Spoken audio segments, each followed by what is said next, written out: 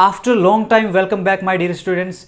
Noun की series हम पढ़ रहे थे और उसी सीरीज के अंदर आज हम पढ़ेंगे कंपाउंड नाउन को। इस नाम के अंदर इसका अर्थ छुपा हुआ है। अगर इसकी कंपैरिजन साइंस से करी जाए तो साइंस के अंदर कंपाउंड का मतलब होता है यौगिक, और यौगिक कभी भी एक लिक्विड से नहीं बनता। विलय प्लस विलायक बराबर यौगिक होता है। तो ठीक इसी प्रकार से अगर इसका कंपैरिजन नाउन से किया जाए तो इसी प्रकार से दोनों का मतलब सेम ही निकल करके आता है। तो कंपाउंड नाउन की डेफिनेशन अगर देखें तो वो कुछ इस प्रकार से है। ए compound noun is a noun that is made from at least two words. मतलब समझ रहे हो, एटलीस्ट टू वर्ड्स, कम से कम दो शब्दों से मिलकर के एक नया शब्द बनता है जिसको हम कंपाउंड नाउन बोलते हैं। तो डेफिनेशन कुछ इस प्रकार से आपके सामने रही, देखिएगा।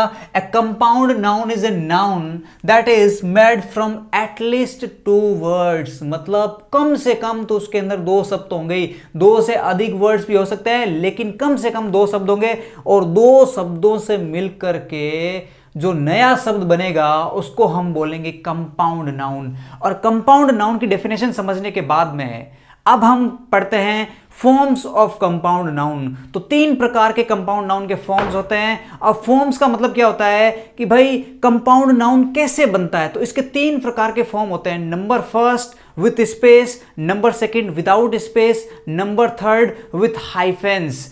तो देखिएगा बोर्ड के ऊपर कुछ इस प्रकार से मैंने एग्जांपल से आपको समझाया है। नंबर फर्स्ट पे देखिएगा कंपाउंड नाउन के अगर फॉर्म की बात करी जाए तो नंबर फर्स्ट है विथ स्पेस। विथ स्पेस का मतलब होता है वह वर्ड्स जिसके बीच में स्पेस होगा, लेकिन वह शब्द किसको डिफाइन करेंगे, कंपाउंड नाउन को डिफाइन करेंगे। फॉर एग्जांपल देखिएगा आइसक्रीम, आइस एक अलग वर्ड है, क्रीम एक अलग वर्ड है, लेकिन यहां पर आइस का मतलब बर्फ और क्रीम का मतलब क्रीम नहीं होगा। यहां पर आइसक्रीम मतलब आइसक्रीम, दोनों वर्ड्स मिलकर के एक ऑब्जेक्ट बनाएंगे जिसको क्या बोलते हैं, आइसक्रीम बोलते हैं। नेक्स्ट है स्विमिंग पूल।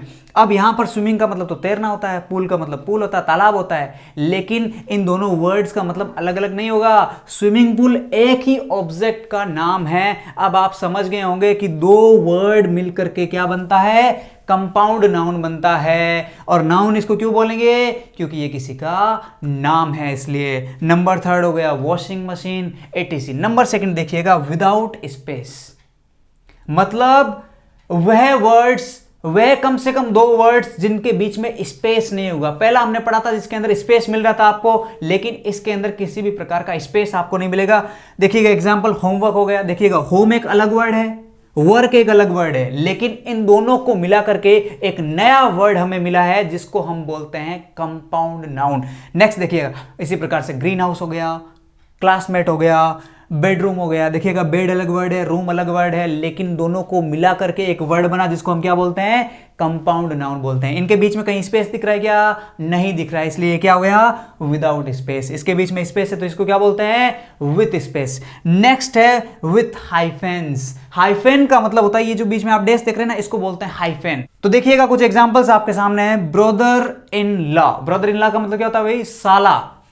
तो देखिएगा ब्रदर अलग वर्ड है, इन अलग वर्ड है, लॉ अलग वर्ड है, लेकिन तीनों वर्ड से मिलकर के एक वर्ड बना जिसका मतलब होता है साला। ब्रदर इन लॉ, जो कि क्या है, कंपाउंड नाउन है। ठीक इसी प्रकार से चीफ मिनिस्टर। नेक्स्ट हो गया स्टेप ब्रदर, नेक्स्ट है सेल्फ कॉन्फिडेंस, और नंबर लास्ट पे है आपका लाफिंग गैस। तो देखिएगा इनके बीच में हाइफेन लगा हुआ है, ये देखिएगा यहां पर हाइफेन, यहां पर हाइफेन, ये भी देखिएगा यहां पर हाइफेन। तो हाइफेन से भी क्या बनता है, कंपाउंड नाउन बनता है। तो आई थिंक अब आपको समझ में आ गया होगा, इसमें कोई रॉकेट साइंस वाली बात नहीं है। नॉर्मली आपको समझना है कि जो फॉर्म्स होते हैं कंपाउंड नाउन के वो तीन होते हैं। नंबर फर्स्ट हम पढ़ते हैं with space, number second without space, number third होता है विथ हाइफेंस। तो आई थिंक आपको समझ में आ गया होगा। जो बच्चे नोट कर रहे हैं वो नोट कर लीजिएगा जल्दी से।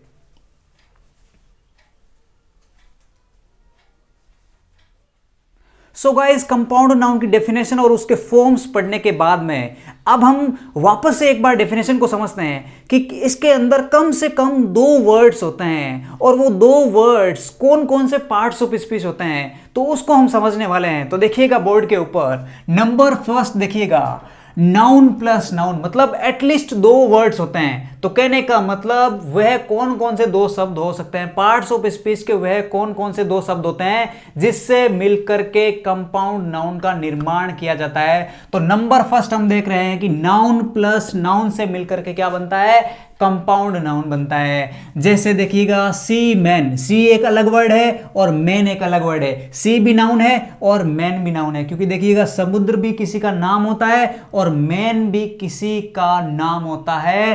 तो नाउन प्लस नाउन मिलकर के एक नया वर्ड बन गया जिसको हम बोलते हैं कंपाउंड नाउन। सी मैन का मतलब क्या, सी मैन का मतलब क्या होता है, समुद्री व्यक्ति। नेक्स्ट देखिएगा आइसक्रीम।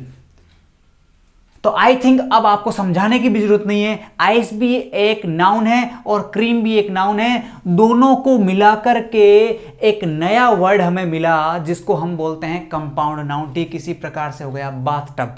नेक्स्ट देखिएगा एडजेक्टिव प्लस नाउन से मिलकर के शब्द बनता है जिसको हम बोलते हैं कंपाउंड नाउन। देखिएगा हाईवे, हाई का मतलब होता है ऊंचा और वे का मतलब होता है रास्ता, लेकिन यहां पर हाईवे का मतलब कोई ऊंचा रास्ता नहीं होता, हाईवे का मतलब हाईवे होता है। हाई यहां पर हो गया एडजेक्टिव और वे हो गया यहां पर नाउन। तो दोनों को मिलाकर के एक नया वर्ड हमें मिला जिसको हम बोलते हैं कंपाउंड नाउन। और एक ये देख रहे हैं आप जैसे व्हाइट बोर्ड।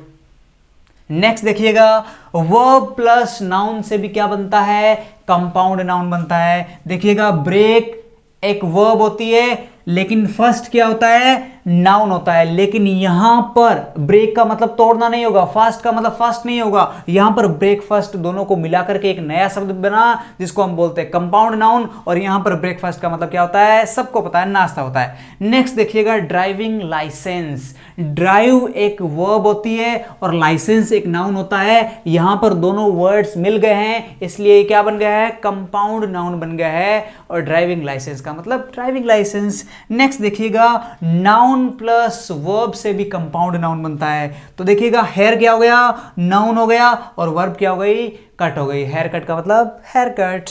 सनराइज, सन यहां पर हो गया नाउन और राइज का मतलब होता उदय होना, वर्ब हो गई। तो दो वर्ड्स मतलब नाउन और वर्ब से मिलकर के एक नया शब्द बना जिसको क्या बोलते हैं, कंपाउंड नाउन बोलते हैं। और कंपाउंड नाउन के अंदर क्या पढ़ते हैं हम, एटलीस्ट टू वर्ड्स, कम से कम दो शब्दों से मिलकर के एक नया नाउन बनता है जिसको क्या बोलते हैं, कंपाउंड नाउन बोलते हैं। नेक्स्ट देखिएगा रेनफॉल।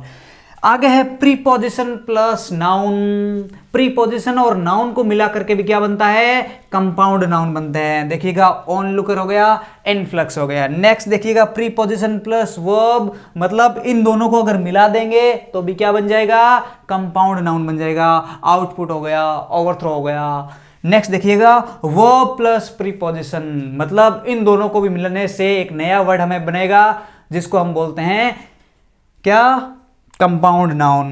चेक आउट हो गया, टेक ऑफ हो गया। तो कुछ इस प्रकार से कंपाउंड नाउन का निर्माण होता है, मतलब कुछ इस प्रकार से कंपोनेंट होते हैं जिस दोनों को जोड़ने पर हमें कंपाउंड नाउन मिलता है। तो आई थिंक अब आपको समझ में आ गया होगा। जो बच्चे नोट डाउन कर रहे हैं वो इसको नोट कर लीजिएगा।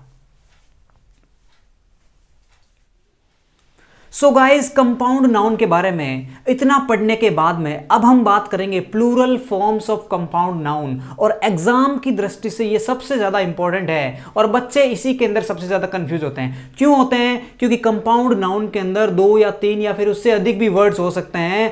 तो डिपेंड ये करता है कि अगर हम कंपाउंड नाउन को प्लूरल बनाते हैं तो उसके अंदर एस और ईएस जोड़ने से प्लूरल बनता है। तो दिक्कत यह आती है कि अगर वर्ड्स 2 या 3 हैं तो किसके पीछे एस जोड़ें, किसके पीछे ईएस जोड़ें, ये कंफ्यूजन रहता है। लेकिन आज के बाद में ये कंफ्यूजन नहीं रहने वाला है। तो देखिएगा इधर मैंने सिंगुलर फॉर्म्स लिखी है और उसको हम बदलेंगे प्लूरल फॉर्म्स के अंदर। तो सबसे पहला एग्जांपल मैंने लिखा है चीफ मिनिस्टर। तो ऐसे वर्ड्स को जिसके अंदर 2 या 2 से अधिक वर्ड्स हो तो उनको प्लूरल बनाते समय एक बात का ध्यान रखा जाता है कि ऐसे वर्ड्स के अंदर बेस वर्ड को आपको ध्यान में रखना होता है, और जो बेस वर्ड होगा उसी के पीछे आपको एस या ईएस जोड़ना होता है। तो समझ गए? कहने का मतलब जो मुख्य वर्ड होगा, जो रूट वर्ड होगा, जो हेड वर्ड होगा, उसके पीछे आपको एस और ईएस जोड़ना है। तो देखिएगा यहां पर दो वर्ड्स आपको लिखे गए हैं, चीफ मिनिस्टर। अगर इसका प्लूरल बनाना है तो कैसे बनाओगे भाई? इन दोनों के अंदर, इन दोनों वर्ड्स के अंदर कौन सा वर्ड बेस्ट है भाई? मैं ये मानता हूं मिनिस्टर है। क्यों? क्योंकि जैसे मान लीजिए अभी चीफ मिनिस्टर अशोक गहलोत जी है, तो जरूरी थोड़ी है अगले भी अशोक गहलोती होंगे या फिर ऑल द टाइम अशोक गहलोती होंगे। तो अगर ऑल द टाइम ऐसा कुछ होता है तब तो भाई चीफ के आगे लगा दो, लेकिन नहीं, आज चीफ कोई और है, कल चीफ कोई और हो सकता है। जैसे मान लीजिए अभी मुख्यमंत्री कोई और है, आने वाले चुनाव के अंदर कोई और हो सकता है, उसके बाद कोई और हो सकता है। तो चीफ तो परमानेंट वर्ड है नहीं, चीफ तो बेस वर्ड है नहीं। तो बेस वर्ड कौन सा है? मंत्री बेस वर्ड है। लेकिन 5 साल बाद भी अगर चुनाव होंगे तो मंत्री रहेगा ना भाई, चीफ आगे लगने से मुख्यमंत्री हो जाएगा। तो बात समझ गए होंगे आई थिंक अब। तो इसका प्लूरल बन जाएगा चीफ मिनिस्टर्स। नेक्स्ट है ब्रदर इन लॉ। तो इसके अंदर समझाने की जरूरत ही नहीं है, कौन सा है भाई बेस वर्ड? ब्रदर है, तो क्या हो जाएगा? Brothers in law.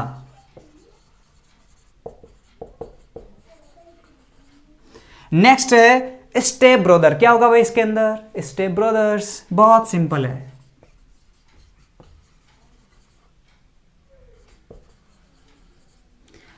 नेक्स्ट है स्विमिंग पूल। तो अब आपको समझना होगा कि इसके अंदर बेस वर्ड कौन सा है। तो स्विमिंग तो हो नहीं सकता भाई, स्विमिंग के तो और भी बहुत जरिए ना। पूल के अंदर स्विमिंग कर सकते, आप तो नदी के अंदर भी स्विमिंग कर सकते हो, लेकिन इसके अंदर रूट वर्ड कौन सा है? पूल है। तो क्या हो जाएगा? Swimming pools. नेक्स्ट है कमांडर इन चीफ। आज कोई चीफ और है, कल कोई कमांडर और होगा, तो ये तो है नहीं, तो क्या हो जाएगा? बेस वर्ड कमांडर हो जाएगा। तो इसके पीछे जुड़ जाएगा S, commanders in chief. I think अब आपको समझ में आ गया होगा। अब एग्जाम्स के अंदर किस प्रकार से सवाल पूछे जाते हैं भाई? अगर कोई सब्जेक्ट के रूप में कंपाउंड नाउन दे रखा है तो उसके साथ वर्ब आपको कैसी जोड़नी है? सिंगुलर वाली जोड़नी है, सीधी सी बात है। अगर प्लूरल आपको दे दिया जाए तो उसके साथ वर्ब कैसी जोड़नी है? प्लूरल वर्ब जोड़नी है। लेकिन ध्यान रखिएगा एरर्स के अंदर ऐसे सवाल भी पूछे जाते हैं। फॉर एग्जांपल आपको चीफ के आगे एस दे दिया जाता है और उसको आपको करेक्ट करना होता है। क्यों? क्योंकि ये जो चीफ के आगे एस है ये गलत होगा, क्योंकि एस किसके आगे लगेगा? मिनिस्टर के आगे एस लगेगा। तो ऐसा भी आपको ध्यान में रखना है। एरर्स के अंदर ऐसे भी सवाल पूछे जाते हैं, और सीजीएल के अंदर तो चीफ मिनिस्टर का सवाल पूछा गया है मेरे भाई। चीफ के आगे एस लगा दिया गया है, लेकिन मिनिस्टर के आगे एस नहीं लगाया गया था। तो ये गलती थी सबसे बड़ी, जो कि आपको पकड़नी थी। यहां से एस हट करके कहां पर लग जाता? मिनिस्टर के आगे एस लग जाता, और उसके बाद में जो वर्ब आती वो कैसी आती? प्लूरल आती भाई। क्यों? क्योंकि चीफ मिनिस्टर्स क्या हो गया? प्लूरल हो गए। तो इसी प्रकार से हमने कंपाउंड नाउन को समझे। आई थिंक अब आपको सब कुछ समझ में आ गया होगा। और ये बेस फॉर्मेट था कंपाउंड नाउन के लिए, और कंपटीशन एग्जाम्स के अंदर भी ज्यादा इसके सवाल नहीं पूछे जाते हैं। तो जो जिसके बारे में पूछे जाते हैं, ये जो प्लूरल फॉर्मेट होता है उसके अंदर एरर्स के सवाल पूछे जाते हैं। तो मैंने आपको समझा दिया है, इससे ज्यादा, इससे बाहर कुछ पूछा नहीं जाता।